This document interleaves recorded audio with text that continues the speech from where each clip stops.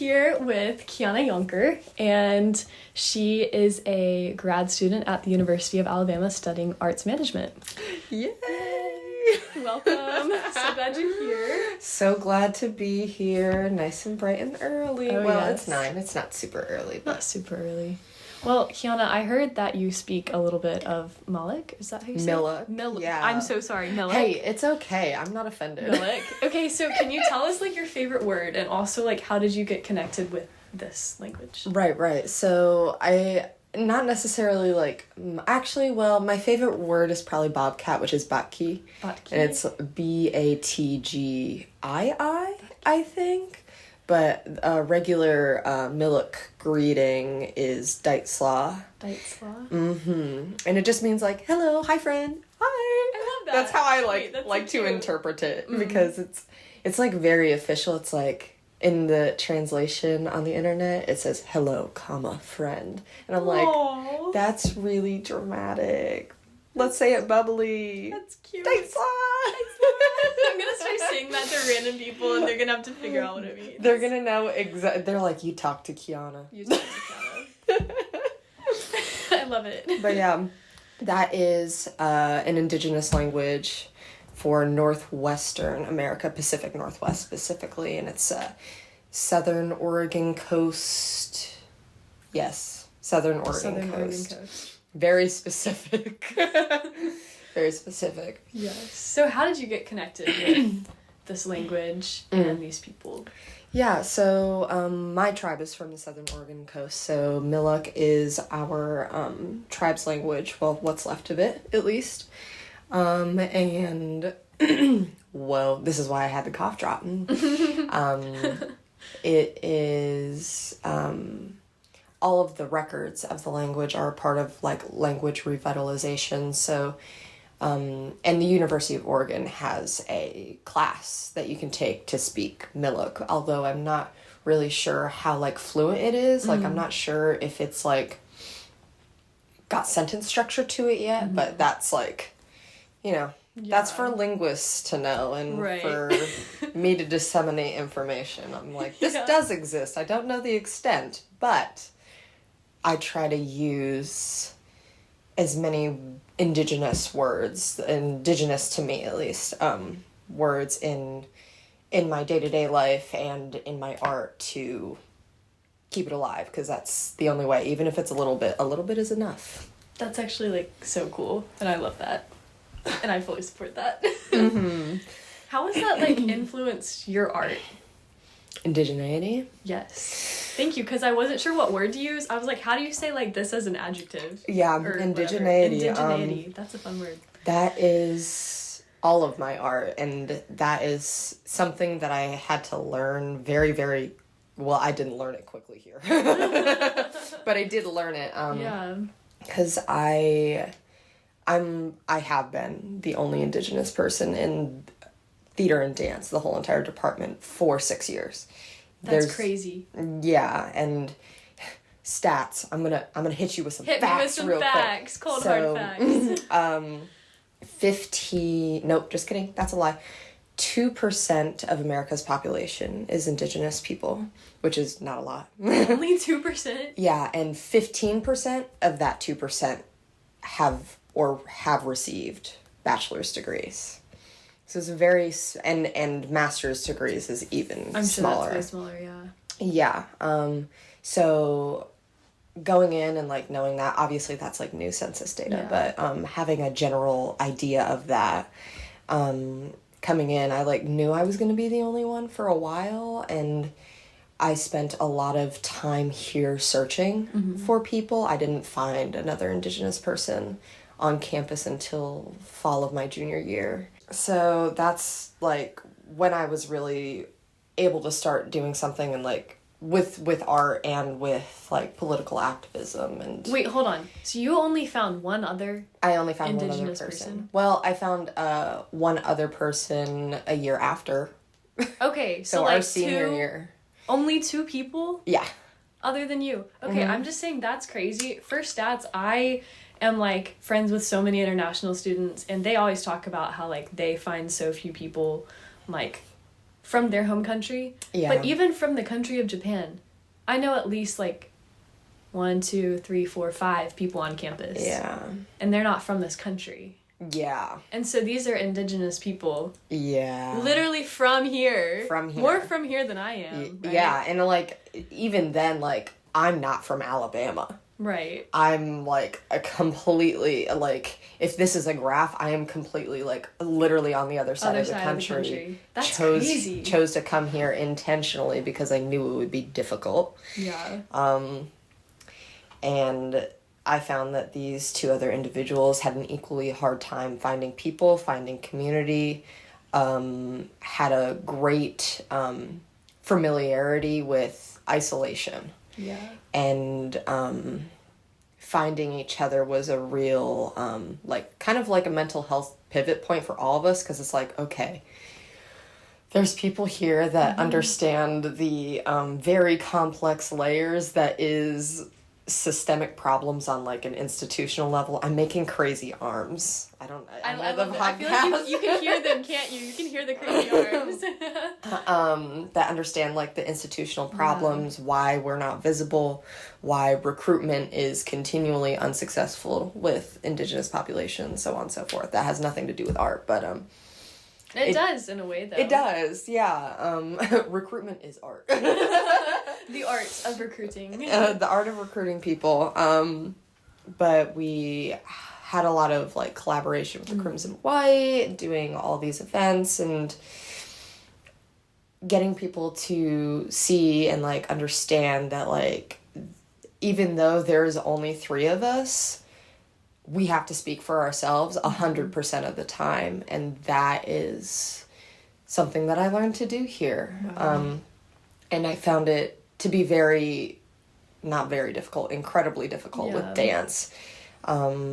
And part of that lesson was learning that no matter what type of art I create, whether it's a ballet piece, a jazz piece, a contemporary piece that has to do with social issues that pertain to specifically me, all of my art will be perceived as indigenous art because I am indigenous. Interesting. And that is the starting point for all of it, whether it has to do with indigeneity or not. And is that something, like, the audience is putting on it? Or is that something, like, how is that perception occurring, I guess? That is, there's so many layers to that, too, because it's so complicated. I think that's part me and part of the audience, and once again, because I have to speak for myself 100% of the time, I feel like I have no choice but to present that way. And to be frank, I don't care to present any other way. So true. And that's awesome. But the interesting thing about, like, contemporary Native art and in the arts market specifically is that people won't buy generalizations, broad strokes, crazy arms. Crazy arms. Generally, the people who are buying indigenous art are not necessarily indigenous people, and contemporary indigenous art that has to do with social activism, political activism is not appealing to that market. Interesting. So indigenous art remains one of the only art markets that's informed by the buyer, because, you know, that saying art's for art's sake, and, you know, you got contemporary things where you're, like, dancing like this, and you're like some ASMR for the people. But, you know, you can do crazy, weird, contemporary art that doesn't have to do with race or social construct, and it will be accepted. Yeah. Whereas with indigenous art, there is already a layer of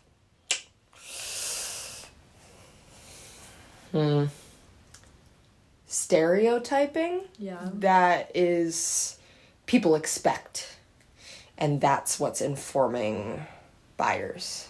So you almost have to create something in that coincides with the stereotype. Yeah. To be feel worthwhile as an artist. Yeah, to make any money. Any money. Yeah. Quotes, biggest air quotes, to make any money as an Indigenous artist. Yeah. Your product is informed by the stereotype that people have. I feel like watching, like, not even just Indigenous, but just, like, minority art, I feel like the few pieces that I do see, I always think, oh my gosh, that's so cool. I'm so glad we brought them in. Like, this is so cool. And then I never think about what they do after that. Like, I always see them as, like, I know this is so wrong. This is why I'm saying this. It's like, I feel like other people probably do the same thing. They, like, I see, like, I know there's been, like, an artist that came, I think a Korean artist came to this ballet company up in Chicago, and I was like, oh my gosh, that's so cool. Yeah. I never think about what they do outside of that.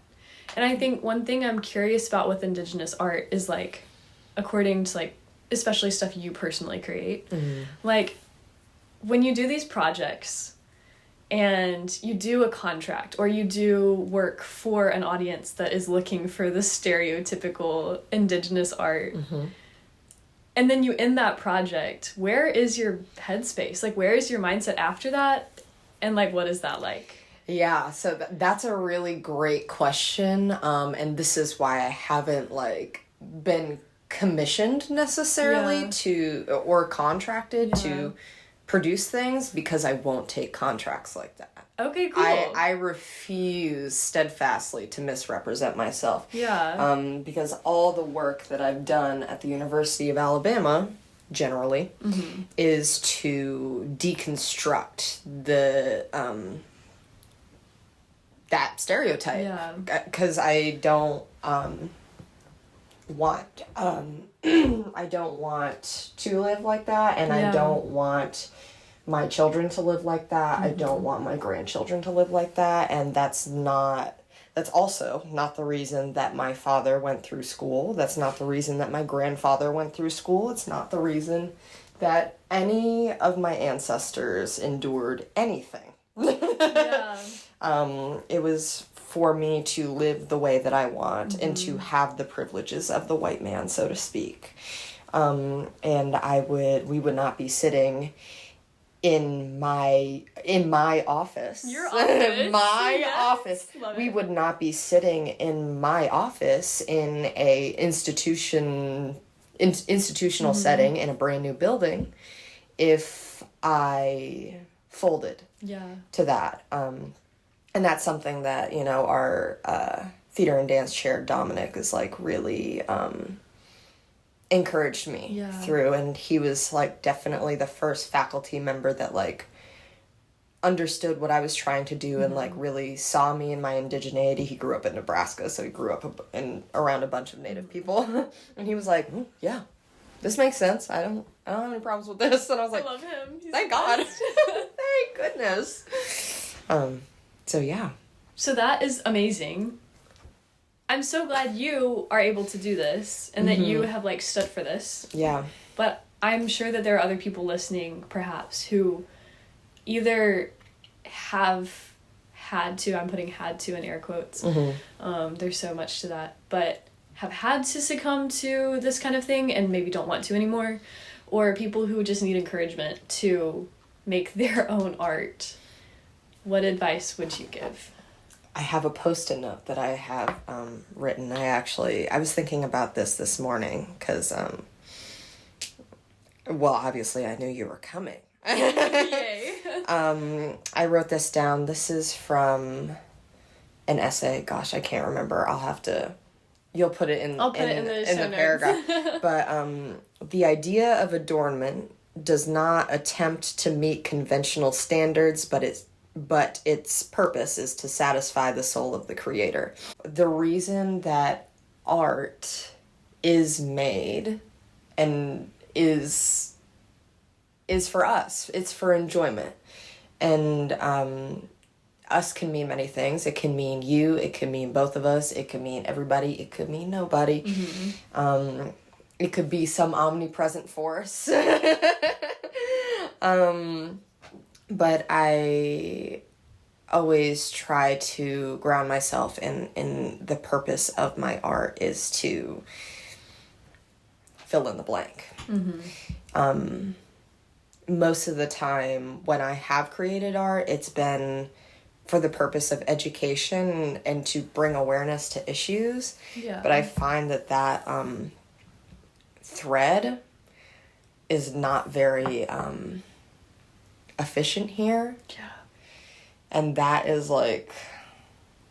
What do you do with that? It's... Well, unfortunately, you stop. You stop. Oh my gosh. And that was kind of what my first year doing arts management was. I was still taking dance classes, but I wasn't exploring the possibility of creating my own art because there is no space for it here. And that's like, that's fine. I just know that I'm not going to live here. Yeah. That's it. So originally, context, my degree program is 3 years. I get an MBA and an MFA. I cut out the MBA. I cut out a full year of education. I don't need the MBA. I don't want the MBA. Yeah. I don't want it. I don't want it. And so after this, I get this degree and I move. Where? Couldn't tell you. Wherever there's space for me is the real there's answer. Space for you? Yeah. That's kind of a scary phrase. Like, there's no space for you here. This office is the extent of my space. I have spaces in other works and other contexts. Yeah. But it's not my space because there are other people spearheading their own projects, and I'm more than happy to contribute to those, because when you understand systemic issues, you understand most systemic issues, and like the difference between indigenous issues and Black issues in America are very, very, very, very similar. But it's not a but, it's an and. Yeah. And there's more space for them down here. I would rather help my queer Black and brown friends to create their art where they can receive money for it than to waste my time doing something that will never be seen.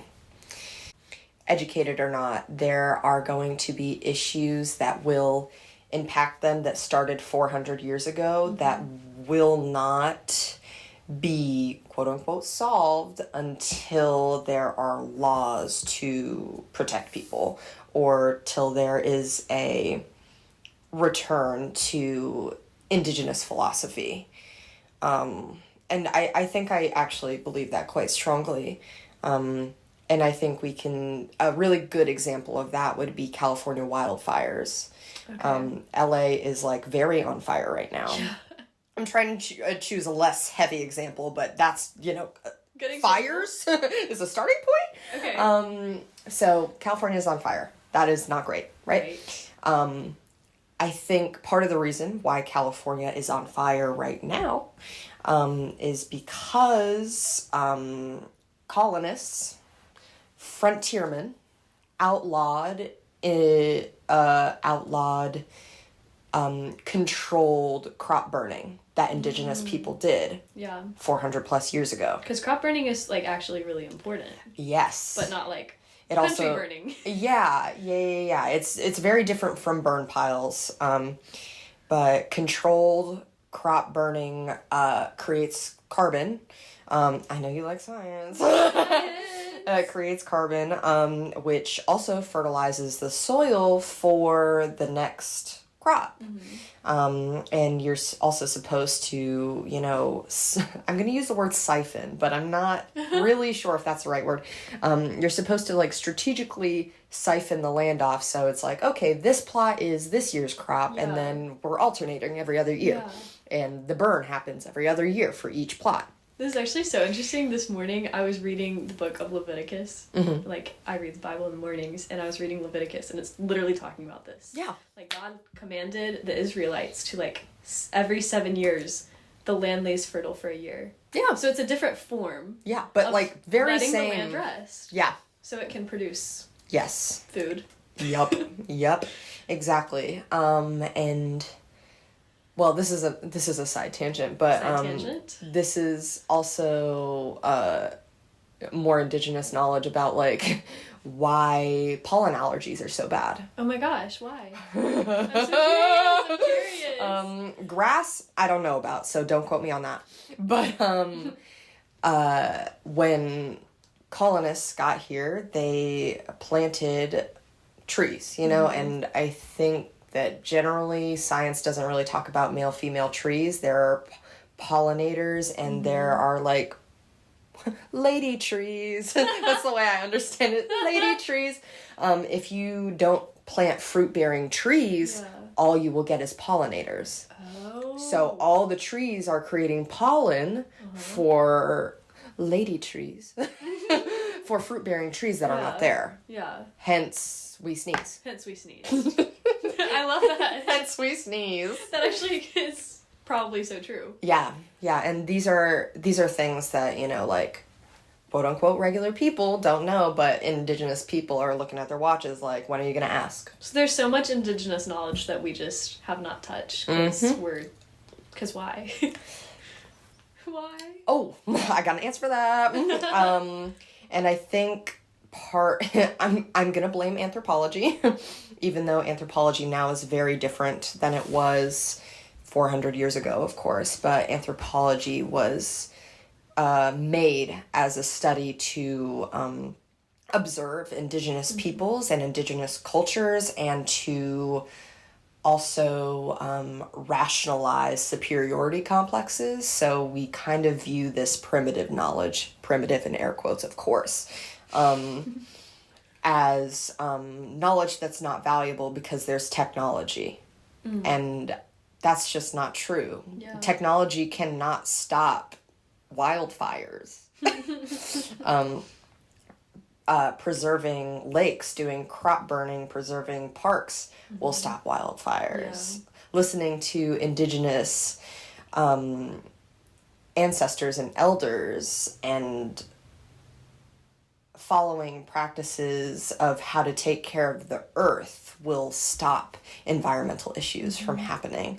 And that means listening to indigenous people, which is now only 2% of the population of America. When you put it like that, I feel like we've got an issue on our hands. Yeah. I've been screaming and yelling about it for 6 years, and like my dad's been screaming and yelling about it for 45. He's 52 now, I think. But everything that I do has responsibility to it because I have this knowledge, which is why whenever anybody asks me for an interview, like, I feel obligated to say yes. If I get commissioned to do art, this is what it has to be about, which is such like a pigeonhole-y thing to think. Yeah. But is that not heavy? Oh yeah, incredibly. Yeah. Incredibly. And it puts a lot of pressure on me to succeed in every way I possibly can. Alone, almost. Yeah. Alone with 2 other people, sometimes. But especially in like an art making route, it feels almost wrong sometimes to make art, because there's so many other things that I know about that I'm like, well, if I had done environmental studies, I'd be able to do this. Right. But there's no point in forecasting something that I'm not doing. Right. So like, I have to, and this is what we learn from our ancestors. We have to learn how to, I'm going to use the word disseminate, disseminate information in the best way that we know how to with our gifts. To me, culture is art. Art is a product of culture. And it is not only my responsibility, but any person that I talk to, it's their responsibility to carry stories that I tell. And it's my responsibility to carry the stories of my ancestors. So, and we take a self-regulating breath. One of the things that I wanted to ask you about is, like, you're an artist. You have this weight of carrying this responsibility. That's not something you chose. Literally was kind of chosen for you. Yeah. Maybe? Would you say that? Or how would you say that, maybe? Oh, gosh, yeah, that's really complicated. Because it's not like you could have chosen how you were born. Yeah. Or who you were born. None of us can. Yeah, and I think that has to kind of tie in with, like, family values. Yeah. And understanding that because my father's side is the Indigenous side, usually you'd refer to, like, matriarch mothers, but my mama is white, so not quite. So close. Love her though. Hi, Joanne.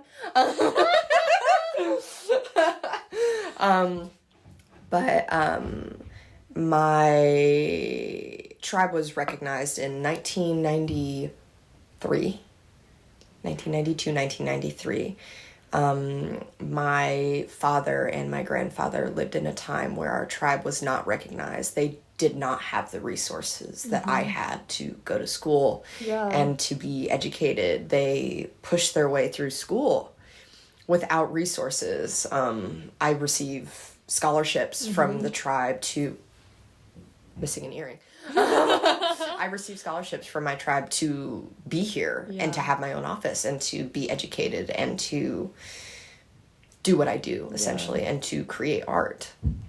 It would be, I think, almost irresponsible of me to not recognize the fruits of their labor by being successful. For, once again, more context, my dad has doctorate in cultural anthropology. Cool. And he graduated in 2003. I was 2 years old.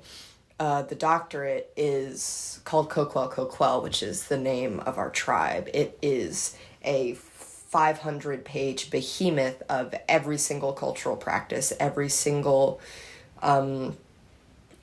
tattoo, marking, clothing, how we prepared food, collected in a 500-page dissertation so that it can never be erased. What a work of love. Yeah, and he's the chief right now, which is more of a ceremonial position, although he does, they vote in tribal council, it's just the like daughter of a chief. Yeah, I know. It's Wait, incredibly stop. You're ironic. So cool. It's incredibly ironic. Why is that it's ironic? because it's always a stereotype of like, oh, Cherokee princess, da da da da da, chief's daughter, da da da da da, and I'm like, actually, it's true this time. It's true this time.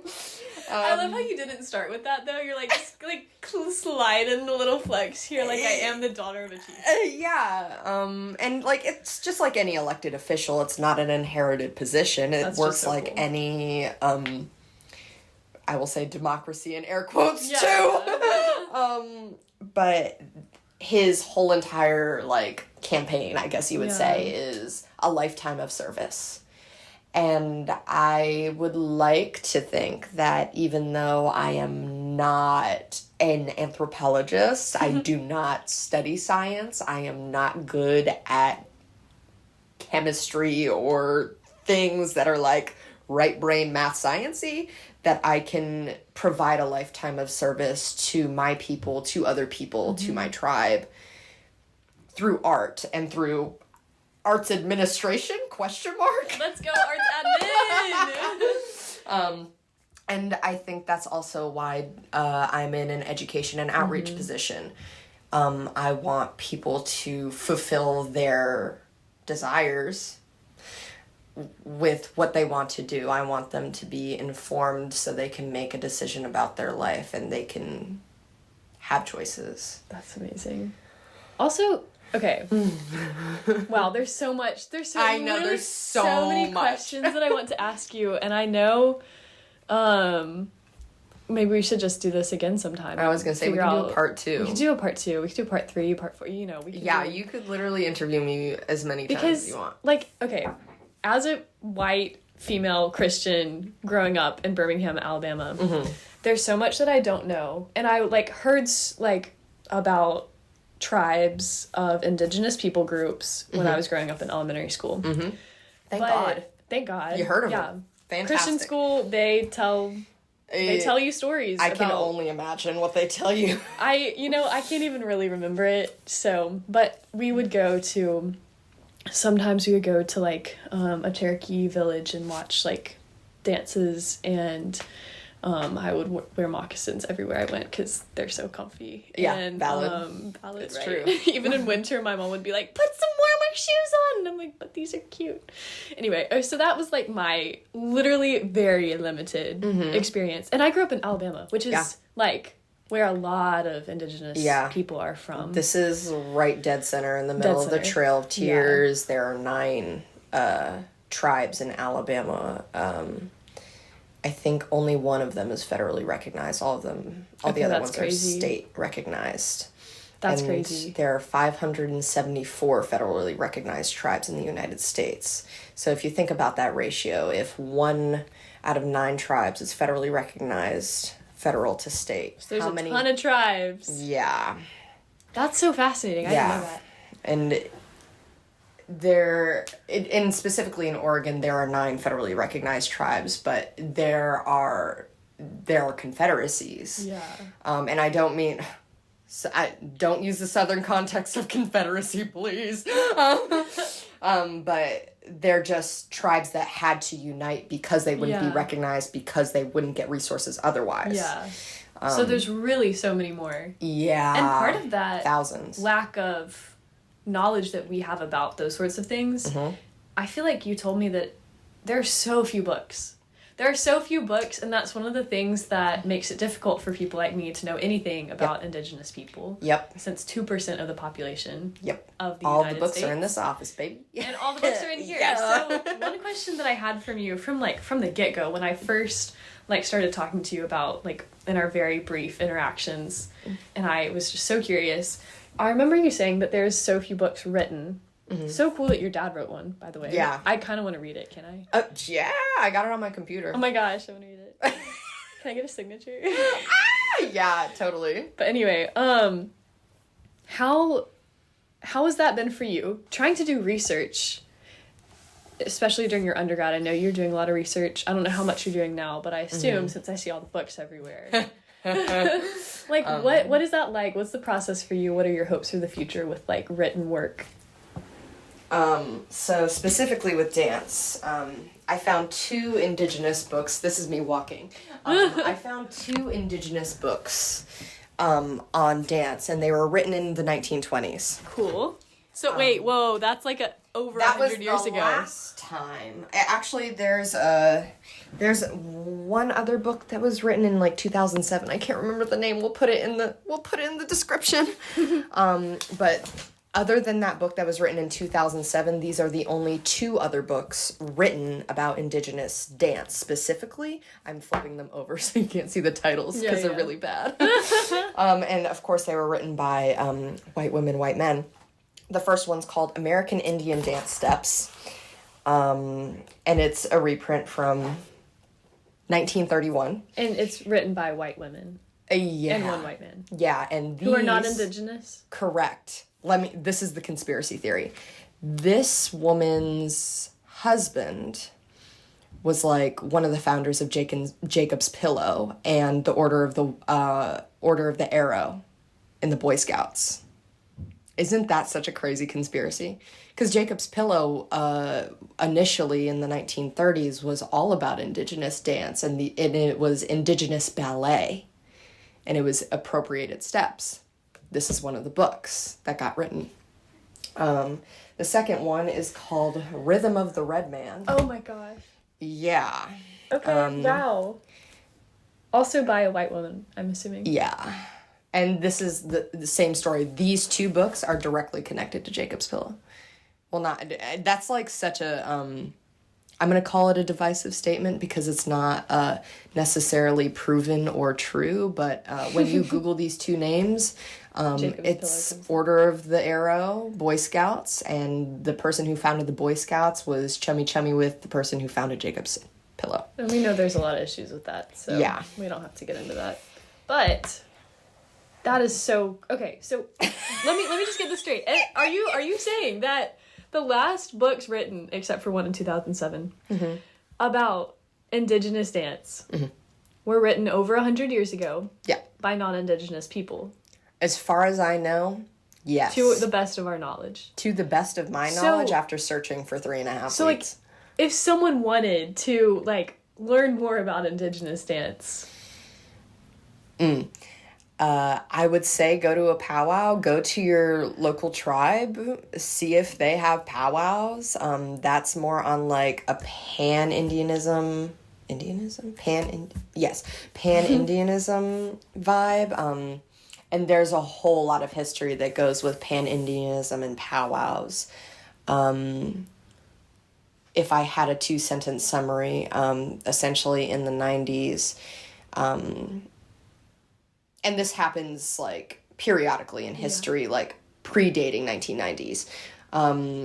The federal government there's laws. I don't know the names of the laws. I can't cite them because there's all of this information has to live in my head for me to spout out. Yeah.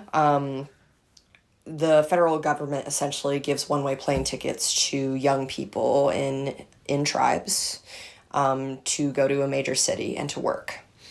What that does is it strips the tribe from their youth. They can't pass on cultural practices. It's something that is akin to modern genocide.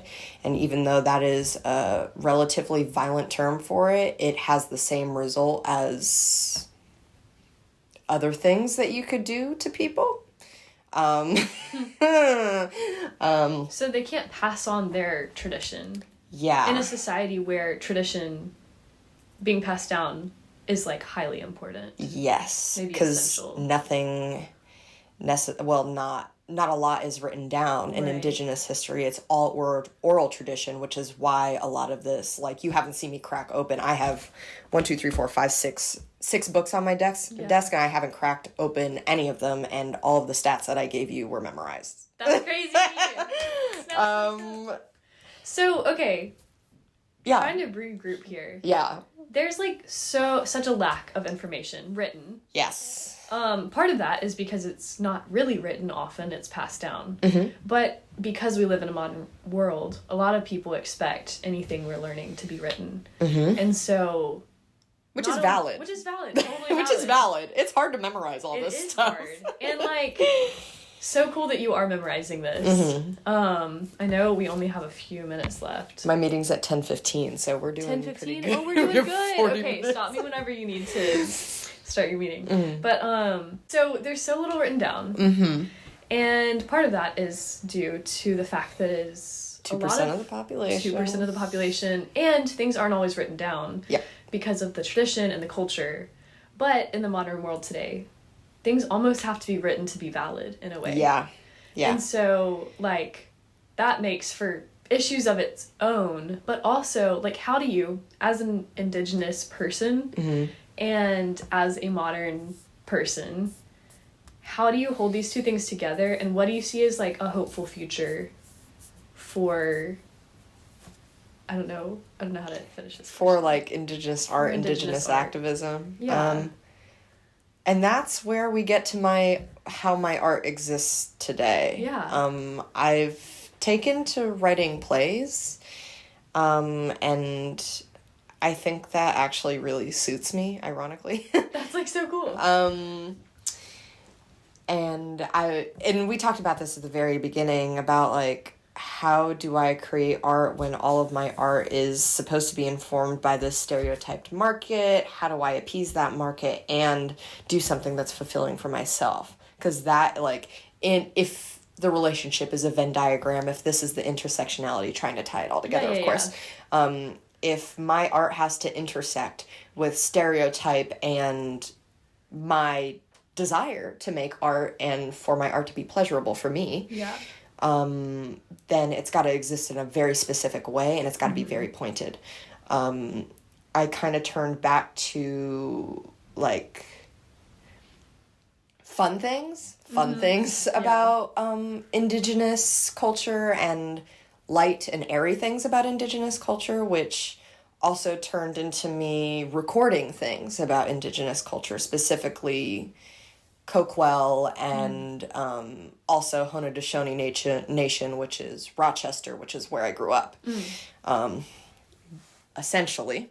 what it turned into was writing down and blocking in a stage play with like stage direction and humor, very dry humor, the bedtime stories that I was told as a child. Wait, that's so cute. Right? Right? That's so wholesome. And that provided enough light where I could still almost choreograph something that also had speech, that also had humor, that could also be activism, because I would never do any of the plays that I've written without a land acknowledgement in the front of them. Okay. And that's like, land acknowledgement is like a whole nother thing. Part two. Part two, but essentially land acknowledgement, you acknowledge the people who were on this land before they were removed and recognize that there are still issues that they're dealing with today, and that there are actions that you can take, that you should take as an individual and as a collective, whether you are white, black, queer, anybody. Mm-hmm. There are actions that you should take to reconcile those wrongs, even though they're not directly tied to you. Yeah. They're tied to your ancestors, and your ancestry is still important. There's also just a sense of justice. Yeah, absolutely. You can't control everything, but you can do your part. Correct. And that is how I can serve those land acknowledgements, is by doing something that's light and consumable. Mm-hmm. And it's still visible. And these short plays are like, they are short. I mean, like 25 minutes, because it's a bedtime story. Yeah, I love it. And it's easy to tie them all together in one big hour and a half and be like, this is a collection of short stories. Yeah. Or to really extend them out and make them super dramatic and be like, okay, 45 minutes, no intermission, you know? So that's how I've taken to intersecting all of those things while remaining light about it. Oh my gosh.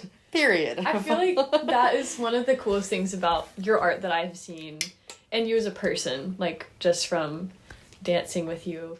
Mm-hmm. I've noticed that while you stand for things that are heavy and have weight, you also have this lightness about you. Mm-hmm. And so connecting it back to the purpose of beauty and how artists in this world, beauty is important to us. Mm-hmm. This is stemming from my high school research now.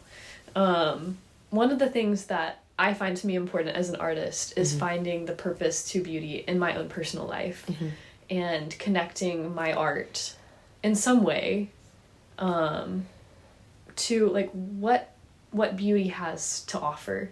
And so one of the questions I would love for you to share with our listeners is just, what is the purpose of beauty in your own life? Oh, I've been thinking about this question for 2 days, and I'm like, I don't know if I have an answer. What is the purpose of beauty in my life? When I think about beauty, I think about satisfaction, which also feels like rest. I am not that old, but I'm very tired. You know what I mean? Yeah. And I think it would be the purpose of beauty in my life would to be to get to the end of this. Hopefully I'm only like 35 by the time I get to the end of it, you know? And I think it would be beautiful to know rest. Yeah. I don't know if that is, well, no, that's definitely a purpose. That's beautiful. I think to know rest would be a beautiful thing. Yeah. But there's so much for me to do, you know? And I don't really have an option to be scared of it. I have to do it. And there's beauty in that too. There's beauty in that. Crazy arms! Crazy arms! With our final minutes, I would love, I'm going to kind of close out the podcast and then let you share with us a piece of advice. So you can be thinking of that. And this is just like a piece of advice that you would give, maybe specifically to other Indigenous people listening, just for them. You don't have to speak to the rest of us, just for anyone listening. And while you think, I'm going to close out the podcast. Thank you all so much for listening. Obviously, there's so much more we can cover, and hopefully we'll get to cover. Crossing my fingers for part 2.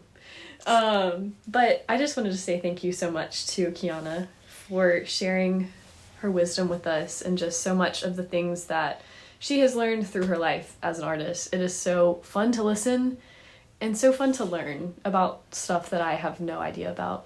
And I would love to hear a little bit of advice you would have for someone listening. Whether you are Indigenous or not, you are your grandparents' wildest dreams. That is like the most like Indigenous elder thing I could possibly say. It's something that is like ad nauseum repeated. It's definitely a part of like Pan-Indianism culture. But it's true. You are your grandparents' wildest dreams. They could have never conceived having children, let alone grandchildren. Like, you think about you and I right now and you're like, kids? I don't know about that. But grandkids, that is even crazier. For Indigenous listeners, fingers crossed, hi there. I know it's hard. Try and go to school. I know it's incredibly difficult, but you will be so much better for it, even though it will torture you to death. Hearts, love you. Mado, ski. Oh. Aho. You're the best, Kiana. Thank you. So, remix when I get back in 3 months. Yeah, absolutely. Yeah, we should talk There's about so religion. much I want to like talk. Yeah. I want to talk about religion with you. I want to talk about religion. Okay, was for reference, if you're listening for the first time, I'm a Christian. Kiana, very not. And so I think it would be so cool to talk about Indigenous religion. Yeah. And like, I have so much that I have no idea about, but I'm so curious about and would love to learn. So anyway, part 2. Part 2. Let's go. Stay tuned for part 2, and thank you so much for listening.